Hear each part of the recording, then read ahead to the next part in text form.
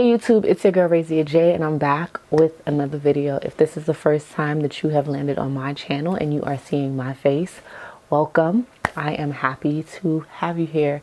And if you have been rocking with Ray, thank you so much for your continual support. So guys, as you can see, I threw on my turban and I still have the sweater on because I was about to wash off my face when I thought about the fact that I have never really shared anything on this channel about being a military spouse. And I instantly felt bad because I felt like it was a part of my life that I was hiding from you guys or keeping from you guys. And that wasn't the case. So this video is going to be one of my first real videos detailing what it means to me to be a military spouse. So if you are a military spouse, or if you would just like to know a little bit more about my journey as a military spouse, if you are a military spouse, or if you would like to know a little bit more about my journey as a military spouse, stay tuned. So yes, guys, it is crazy that I have been recording videos consistently since last summer, almost a year, and I have not really posted anything about being a military spouse. So as you guys know, I am a wife. My husband is in the U.S. Army, and that makes me a military spouse. We have lived in Germany, and now we are currently upstate New York, and my husband is still serving. And when I started to think about what I would talk about on this channel as far as being a military spouse, the first thing that really came to mind is military spouses often losing their identity or having an identity crisis when they are supporting their service member. And I really wanted to just do a quick video about how it is important for us, even as service members' wives, even as mothers to military babies, especially this month. This is April.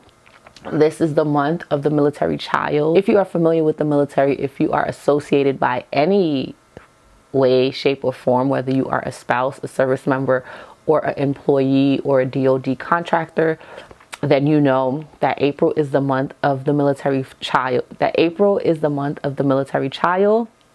And that the flower for the military child is the dandelion. And I don't know if any of you guys know what a dandelion is, but it is literally that flower that you pick as a kid and you probably blew or went on and all the little petals flew away. And I think that that is really significant to what it means to be a military child. Your life is constantly a journey, and if a child's life is the journey, the spouse's life is so much more a journey. So my husband and I started dating when he was in the reserve, and I thought I knew a thing or two about being a service member's girlfriend, but I really had no idea until I became a military spouse how much you can potentially lose yourself in just your sacrificial love and act of service and commitment to your service member that we don't talk about. Being a military spouse is hard, and if anyone tells you that it's not hard, look them in the eye and tell them that it's not saying that it's hard in the sense of a complaint, but it is a hard life to live. Like, oftentimes our service members are not here. They have long field exercises, or they are deployed. They don't get paid overtime, and they're constantly giving and babysitting, depending on their rank, other people's children, and they oftentimes come home burnt out, tired, drained, exhausted, and they don't have the energy to put out into their spouse or their children. And as military spouses, we are the backbone of the household, right? Our husbands are the providers, but we are the backbone. We are the solid foundation that our household thrives on. Like, we are the routine. I always tell people that my children will feel as if they are in a sense of normalcy as long as I am around. It doesn't matter where we live. And the one thing that I have learned, especially with having a 5-year-old, is how resilient military children are. And I think that oftentimes there is a big misconception that as military spouses that we have to just give, and then we cannot take care of ourselves. And I'm here to just tell you that that is a lie. If you have a passion, or if there's anything that you love and you want to do, whether you're a military spouse or not, go after your own dreams. As your husband provides and as he serves, don't forget about yourself. Don't forget about your needs. Don't forget about your dreams. And definitely don't forget about the things that make you you. I was thinking about ways that people who are not military adjacent say things, and they often say things that really grind my gears because it's like they really don't know. And one of the things that people say often is that, well, you chose this life. And I'm like, I didn't. I didn't choose this life.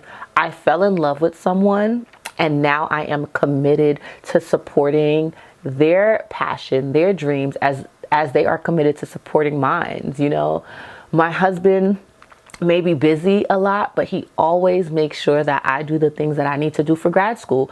And I think that me going to grad school gave me an opportunity to see how his commitment to me is as equal to my commitment to him. So stop telling military spouses that we chose this life, because we did not. We had no idea what we were signing up for, because until you are a part of this lifestyle, you will not understand what really takes place when you are a military spouse.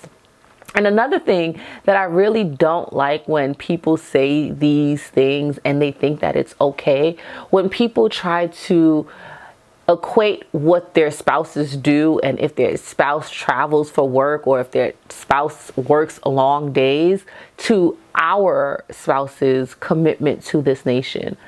Your spouse is not waking up at 4:30 in the morning every morning, 5 days a week, sometimes 7 days a week, in service to someone else, okay? Your spouse is not moving every 3 years and picking up your family and moving them all over the world at a moment's notice. Your spouse is probably not getting deployed and going somewhere for 9 months and not seeing you. So when people say things like, I understand my spouse travels 1 week out of the month, I'm like, how can you even compare apples to onions? Like, how can you compare apples to onions?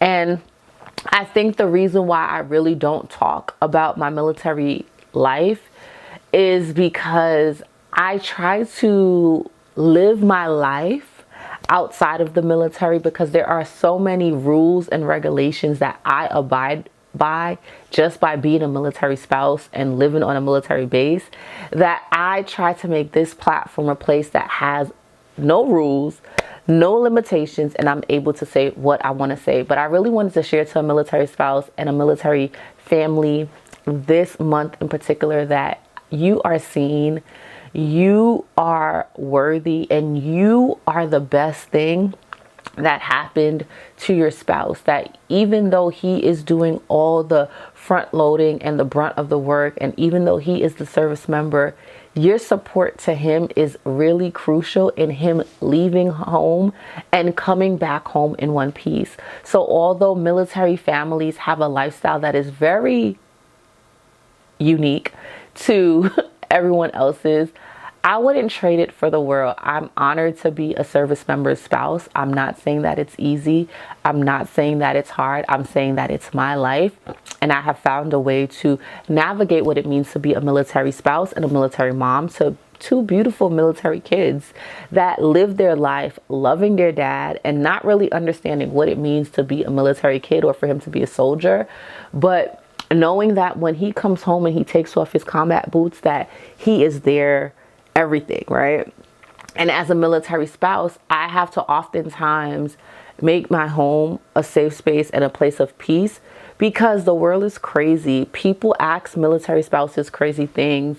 And if I could leave you with anything, if you know a military spouse, do not ask her about war. Do not ask her about if she can come to a trip a year from now, do not ask her why she always has to cancel at the last minute.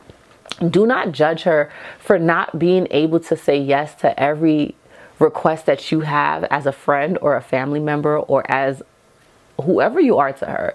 Understand that her dynamics and her lifestyle is very different and it changes from day to day. And the same goes with military children. They're often very anxious beings because they go long periods of time without their fathers or without their mothers or without whoever their service member that is their parent being in their life. And forget about it if they have a home that is consistent of two military service members, or if they are part of a single family military unit where like only the mother is in the service and they are a single mom, or only the father is in the service and he is a single parent. So I say all of this to say that this month is a month of military child. I say all of this to say that this month is the month of military child. And if you know a service member or a service member's spouse, I should say, that is in need of community and having a community, whether that is an online community, send them my way. But as a person, as an individual that is listening to my voice right now, be a little more kind and be a little bit more gentle to those women and those men that call themselves military spouse, because every day they wake up and they're fighting a battle that you will never understand. So until next time, I just want you to know that I am here for you if you are a military spouse and you are in need of a friend, you are in need of community, you are in need of someone just rooting for you and pushing you, or someone who just understands the struggle and the lifestyle, or someone who just understands the lifestyle and can support you as you do your best to support your family. I am here. You can find me on Instagram, you can email me, or you can leave me a comment down below. So until next time, have a great day.